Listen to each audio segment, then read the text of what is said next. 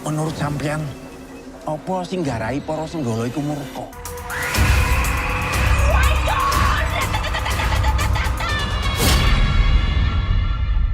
Hai para penikmat alur film, semoga kalian semua sehat selalu ya. Kali ini Mimin akan menceritakan sebuah film berjudul Pabrik Gula yang dirilis pada tahun 2025. Film ini menceritakan tentang teror mengerikan yang dialami oleh sekelompok buruh musiman di sebuah pabrik gula, di mana ternyata pabrik itu merupakan tempat kerajaan para demit. So, sebelum Mimin mulai cerita lengkapnya, Mimin sarankan untuk mengambil posisi ternyaman karena film ini akan seru banget. So, enjoy!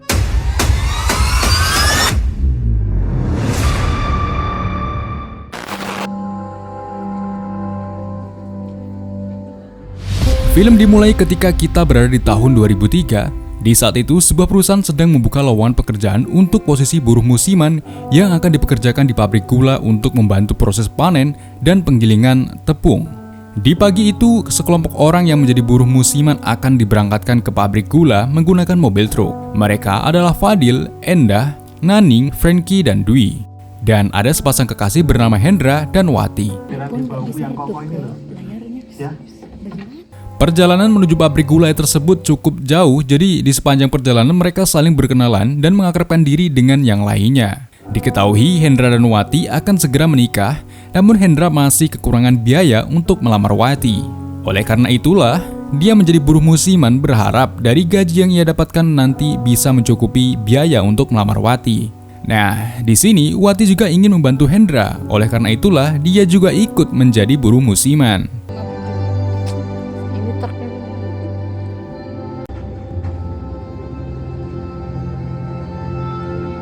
Beberapa jam kemudian tibalah mereka di pabrik gula tersebut. Karena kondisinya sudah menunjukkan sore hari, lalu mereka yang baru datang langsung dibagi ke loji yang sudah ditentukan.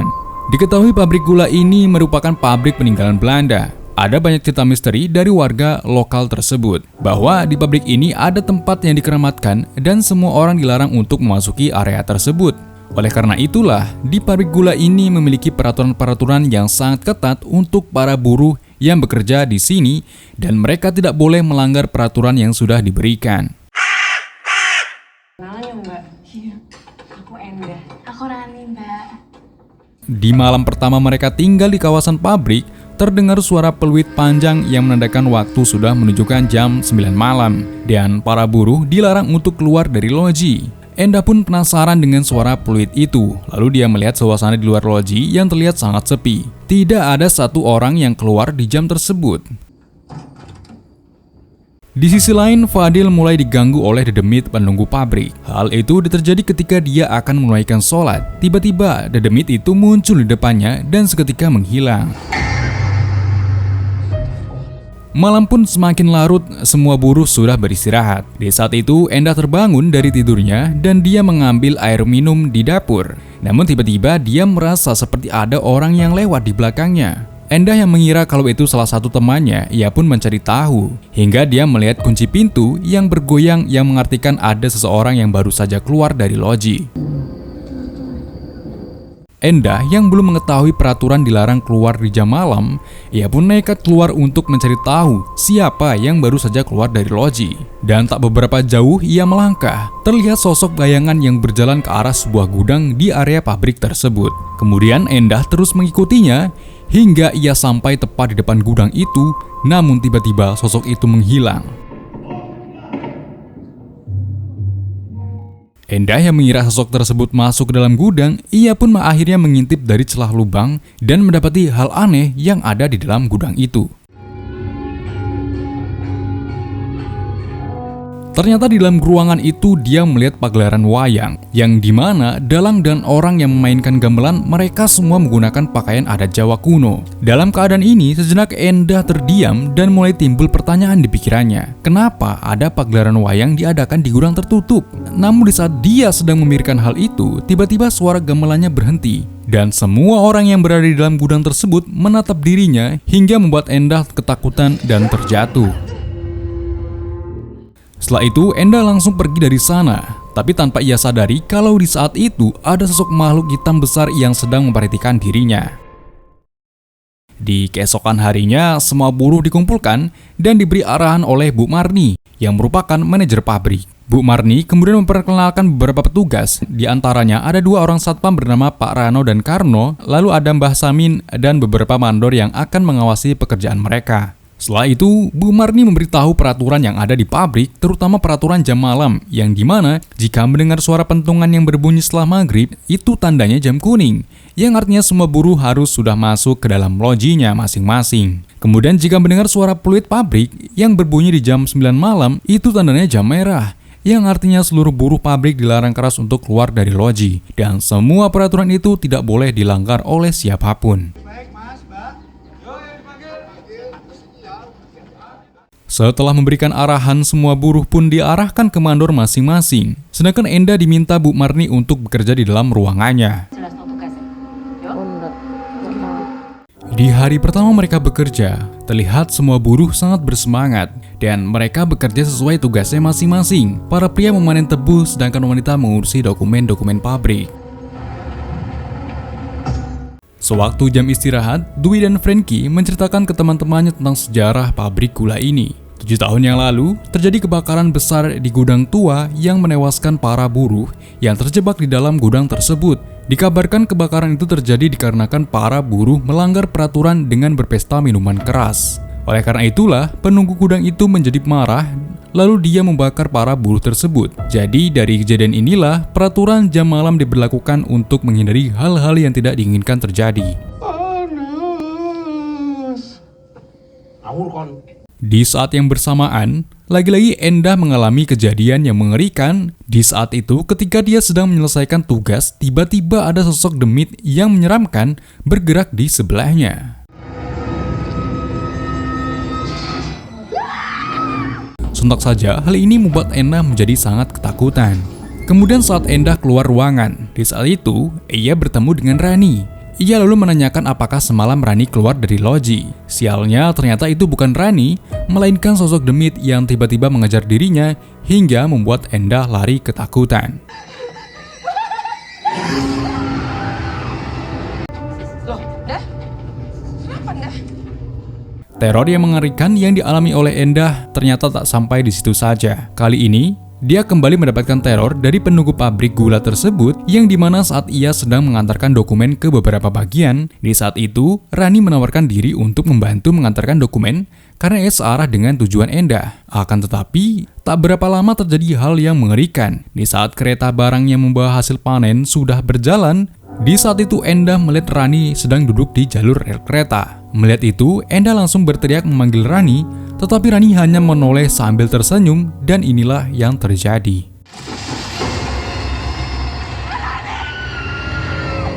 Dari kejadian ini, Rani langsung dibawa ke rumah sakit dan Bu Marni menjadi sangat marah dengan Endah karena menitipkan pekerjaannya ke orang lain. Sambil menangis, Endah meminta maaf ke Bu Marni. Dia juga memberitahu kalau Rani lah yang menawarkan bantuan untuk mengantar dokumen. Beberapa saat kemudian, Mbah Samin datang dan meminta agar penggilingan tebu ditunda karena dia ingin memastikan kalau kecelakaan yang dialami oleh Rani hanyalah kecelakaan biasa, bukan dari amarah dedemit penunggu pabrik. Namun sayangnya Bu Marni menolak dan memerintahkan agar proses penggilingan tetap dilakukan karena jika penggilingan ini ditunda, maka perusahaan bisa mendapatkan kerugian yang sangat besar. Kalau ditunda, kerugiannya akan terlalu besar. Setelah mendapatkan penolakan dari Bu Marni, kemudian Mbah Samin meminta tolong ke Mbah Jinah untuk mencari tahu tentang kecelakaan ini. Lalu dengan kesaktiannya, Mbah Jinah mencari penyebab kecelakaan ini dengan cara melihat isi di dalam buah kelapa, dan ketika kelapa itu dibelah muncul darah serta 2 ekor kelabang, yang mengartikan kejadian ini bukanlah kecelakaan biasa, melainkan penunggu pabrik ini marah, tapi penyebabnya itu masih belum diketahui. Dirasatku tibane bener, Mbah. Kemudian, untuk mencegah hal yang tidak inginkan terjadi, mereka akan melakukan upacara persembahan. Di sisi lain, Fadil menanyakan kejadian kecelakaan yang dialami oleh Rani. Di momen ini, Endah menceritakan semuanya terkait teror yang dialami selama bekerja di sini. Kemudian Endah juga meyakinkan kalau kecelakaan yang dialami oleh Rani bukanlah kecelakaan biasa. Setelah itu, Endah memberitahu kejadian waktu di malam pertama dia datang ke sini. Di saat dia keluar dari loji, sewaktu jam merah, karena di saat itu dia mengikuti seseorang hingga sampailah di gudang tua, dan yang mengejutkannya adalah di dalam gudang tersebut, dia melihat pagelaran wayang. Aku lihat pagelaran wayang nang pabrik. Mendengar itu tentu saja Fadil menjadi kaget, tapi sebenarnya dia juga merasakan kejadian aneh di pabrik ini. Tapi Fadil tidak memberitahukan hal itu ke Endah agar Endah tidak semakin ketakutan.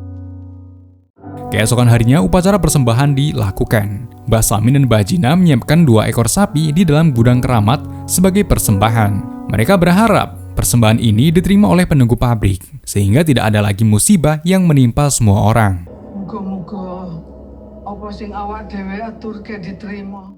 Teror mengerikan yang dialami Endah ternyata masih terus berlanjut. Kali ini dia melihat Rani sedang berada di kamarnya, kemudian Endah meminta maaf atas kecelakaan yang terjadi sebelumnya. Sialnya, ternyata sosok itu bukanlah Rani, melainkan sosok demit yang menyeramkan yang tiba-tiba menyerang dirinya sehingga membuat Endah berteriak ketakutan. Untungnya Wati dan Naning mendengar teriakan itu dan mereka langsung menenangkan Endah. Kamu merasa bersalah ya, Endah? Di keesokan harinya ketika Mbah Samin dan Mbah Jinah memeriksa gudang tempat persembahan, di saat itu mereka dikagetkan dengan persembahan mereka yang masih utuh. Padahal biasanya jika mereka memberikan persembahan berupa sapi, maka sapi itu pasti akan mati. Kejadian ini mengendakan. Ada hal yang membuat penunggu pabrik marah besar sehingga menolak persembahan tersebut. Seharian ini kita harus tirakat. Setelah itu Mbah Jinah melakukan tirakat bersama Mbah Samin dengan menyembelih sapi, lalu kepala sapi dan darahnya dijadikan alat untuk ritual.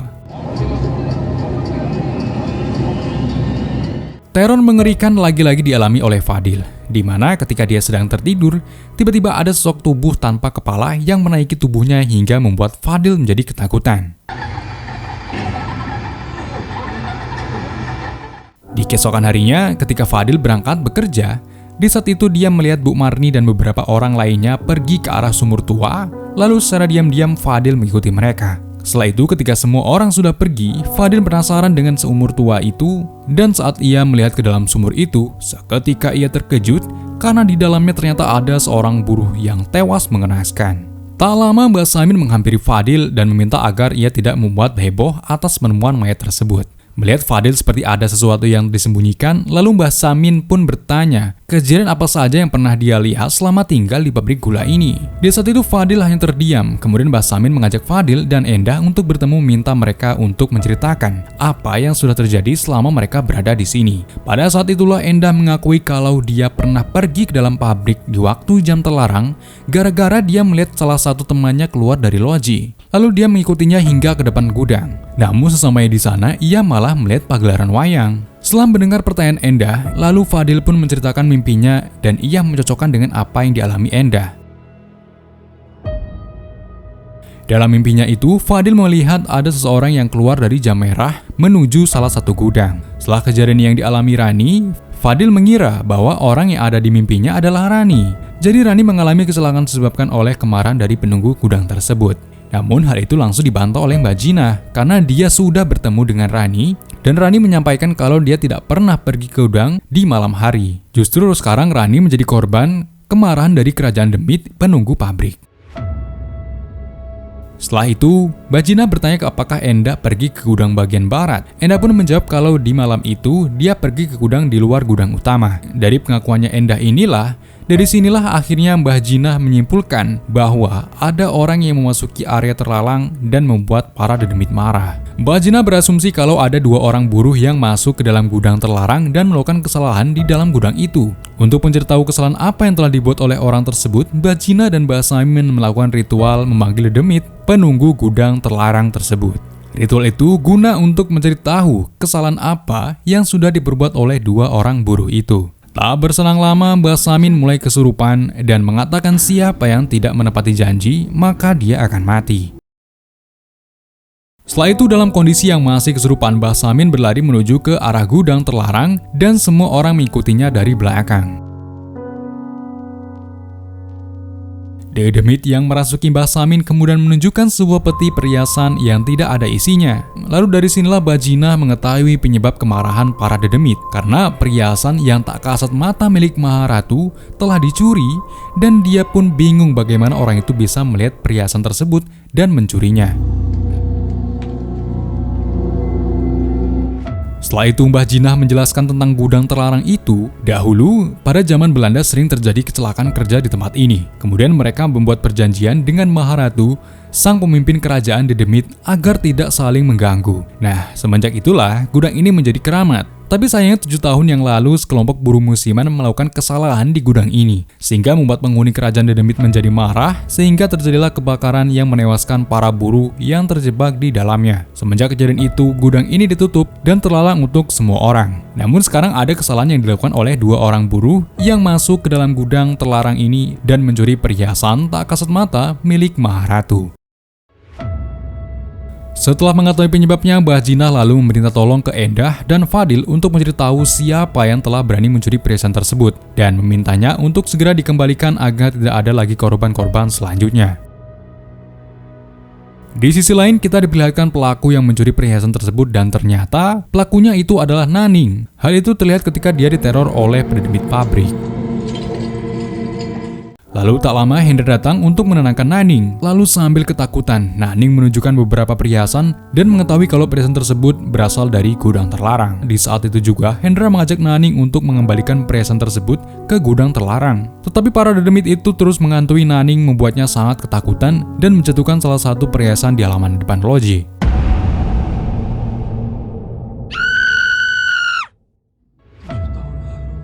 Tak berselang lama, Fadil dan Endah pulang ke loji, dan di saat itu Endah menemukan gelang emas di halaman depan loji. Lalu kemudian Frankie, Dwi, dan Wati datang, dan dari sinilah akhirnya mereka menyadari kalau Hendra dan Naning tidak ada di loji. Setelah itu, Fadil memberitahu terkait kejadian-kejadian apa yang terjadi di sini, dan dia juga memberitahu penyebab hal itu terjadi dikarenakan Hendra dan Naning telah mencuri perhiasan milik penunggu pabrik. Mendengar perkataan Fadil, tentu saja Wati membantah semua itu karena ia tidak percaya bahwa Hendra yang mencuri perhiasan itu. Namun untuk membuktikan semuanya, Fadil menyuruh Frankie dan Dwi mencari Hendra dan Nining, sedangkan Endah dan Wati mereka diminta untuk kembali ke gudang dan mengembalikan gelang emas tersebut ke Mbah Jinah.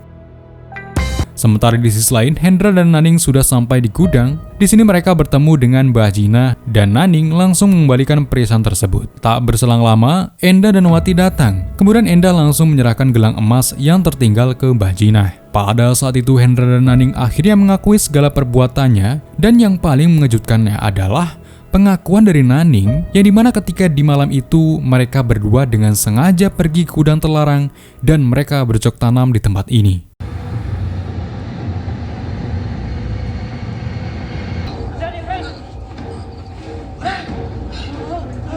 Lalu setelah selesai bercocok tanam, Naning melihat sesuatu benda yang bersinar, lalu dia mendekati benda itu dan ternyata ia menemukan perhiasan yang sangat banyak. Setelah itu dia mengambil perhiasan tersebut, walaupun Hendra sempat melarangnya, namun ia tetap mengambil perhiasan itu. Mendengar penjelasan mereka, Wati seketika menjadi sangat marah. Dia tak mengira kalau calon suaminya berselingkuh dengan temannya, bahkan mereka sudah bercocok tanam. Dari perbuatan yang sudah mereka lakukan itu, Mbah Jinah menyampaikan kalau sebenarnya perhiasan itu tidak bisa dilihat oleh manusia biasa. Tapi karena mereka sudah melakukan perbuatan maksiat yang disukai setan, maka perhiasan itu muncul dan dapat dilihat oleh Naning dan Hendra. Jadi dari perbuatan dosa yang mereka lakukan itulah timbul dosa-dosa yang lainnya dan setan menyukai perbuatan mereka.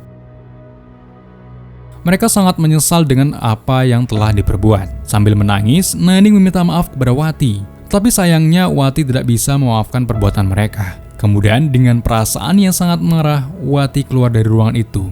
Namun tiba-tiba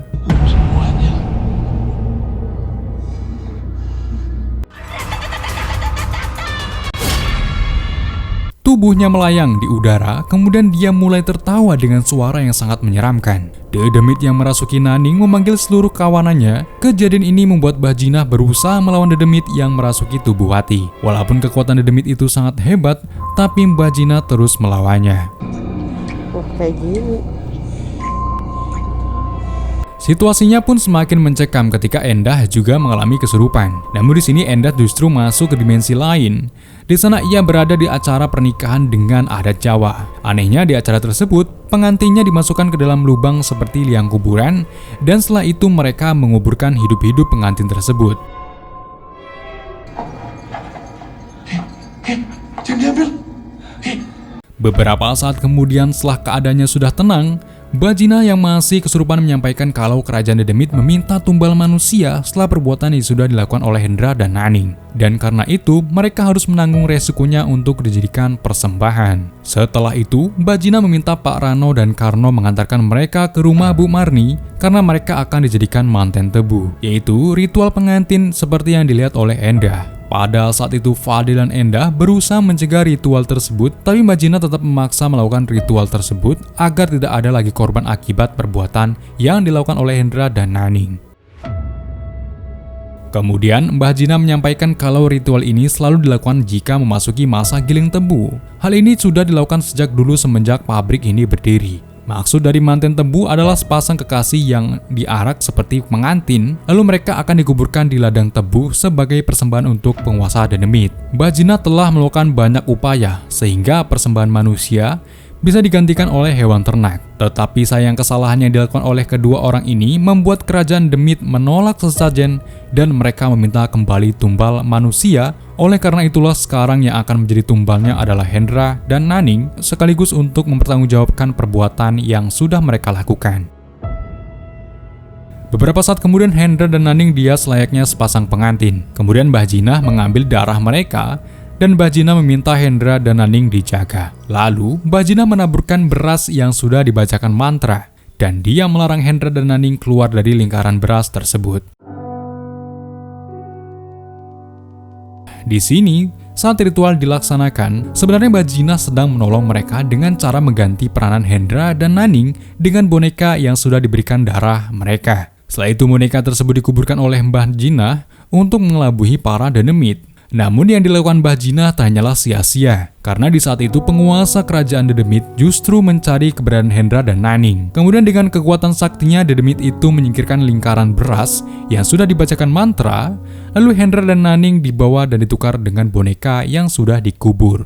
Kejadian ini tentu saja membuat semua orang menjadi ketakutan. Kemudian ketika mereka melihat Hendra dan Naning berubah menjadi boneka, di saat itu juga Wati dan teman-temannya langsung pergi ke tempat ritual manten tebu. Lalu mereka menggali tempat di mana Hendra dan Naning dikubur, hingga akhirnya mereka menemukan jasad Hendra dan Naning dalam kondisi sudah tidak bernyawa. Keadaan tersebut membuat tangisan Wati pun pecah. Dia tak mengira kalau calon suaminya akan pergi meninggalkan dirinya dalam kondisi yang seperti ini.